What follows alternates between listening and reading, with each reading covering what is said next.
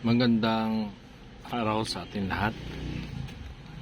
Ngayon makikita mo ang tao walang pera eh. Pero ang kasabihan nila na ang mayaman lalong yumayaman. Ang mahirap lalong maghihirap. And sabi nila maraming pagbabago 10 years from now, kasi ang mahirap lalong naghihirap, ang mayaman lalong nagyayaman. Kaya sa tingin ko, kung di natin bigyan ng solusyon ito, baka marami ang hindi maganda ang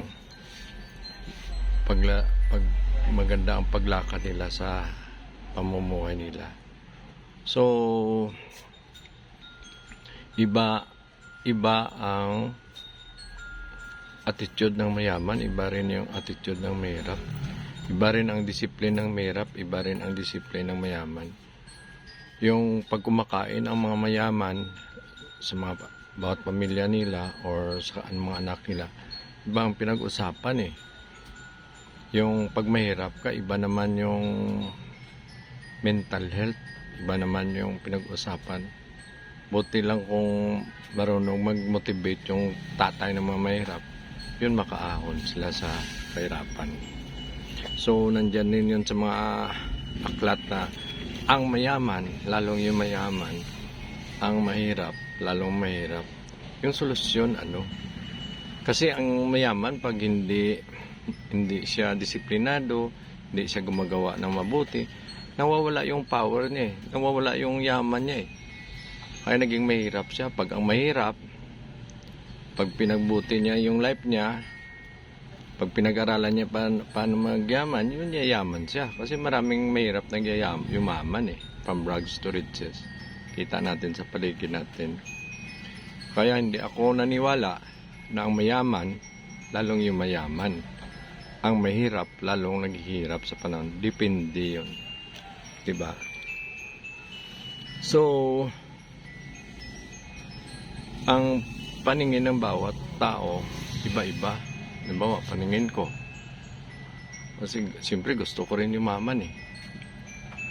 Ang paningin ng mahirap iba rin eh. Meron din gustong yumaman eh. Yung gusto rin nila, lahat gusto yumaman eh.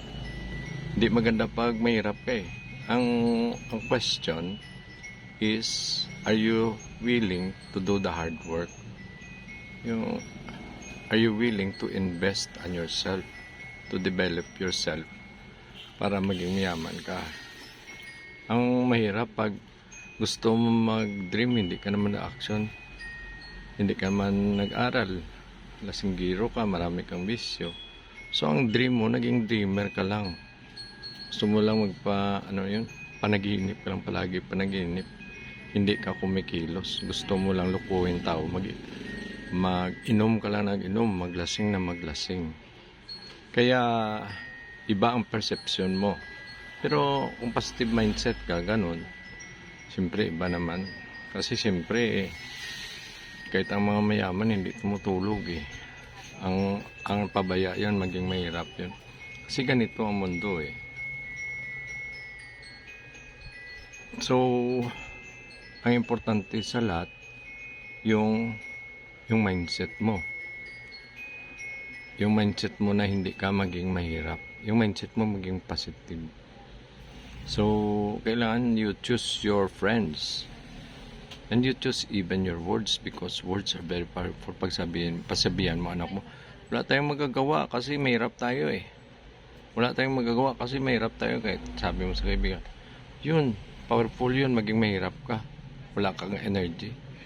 Pero pag sinabi mo na kahit mahirap tayo, magtiyaga tayo, save, huwag maraming bisyo, kahit mahirap tayo, makaya natin maging yumaman, yun yayaman ka.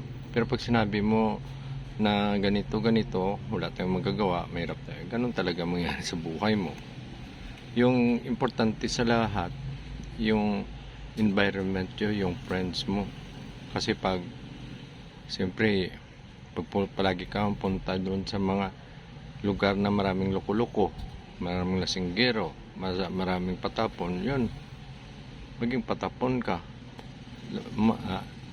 Kahit sino ka pa, kahit disiplinado ka, hindi mo sila basta-basta mabago yan. Medyo kunti-kunti lang, pero siyempre kung gusto mo baguhin, medyo salita lang kunti, pero baka hindi, kasi ganun talaga sila. So kailangan ang mindset and discipline. Ang last is depende na yun sa sarili mo, kung anong tingin mo sa sarili mo. Ang pagtingin mo sa sarili mo na hindi mo kaya, hindi mo kaya. Pag sa tingin mo sa sarili mo na kaya mo, kaya mo. Pero sa totoo lang, nandyan sa yung lahat ang energy. Nandyan sa yung lahat kung gusto mo maging honest, pag gusto mo maging masipag, pag gusto mo maging talented, nandyan sa yung energy. Ang problema kung arrogante ka, fixed mindset, gusto mo status quo, gusto mo stable, hindi mo maangat ang sarili mo pag ganun. Kailangan you must keep on learning, keep on developing yourself, and that is our journey to life. Kaya huwag ka maniwala na ang mahirap lalong naghihirap, ang mayaman lalong naging mayaman. Kasi yun ang mga salita ng mga tao, na kung mahirap ka, gusto nila kagapos ka, hindi ka makaalis sa iyong kahirapan. Kaya huwag ka maniwala dyan, kasi maraming mahirap na naging mayaman. Kita mo, Henry C, Pacquiao, lahat dami dyan sa paligid mo. Kaya focus ka sa sarili mo, kung paano mo bigyan ng energy, kasi ang energy mo marami eh. Ang utak mo puno yun ng abilidad, tinatago mo lang. Kaya pagisingin mo na yun at tingnan mo kung anong tinatago mo yan sa sarili mo, sa utak mo, nandyan na yung gagawin mo. Sige, salamat. Next time na.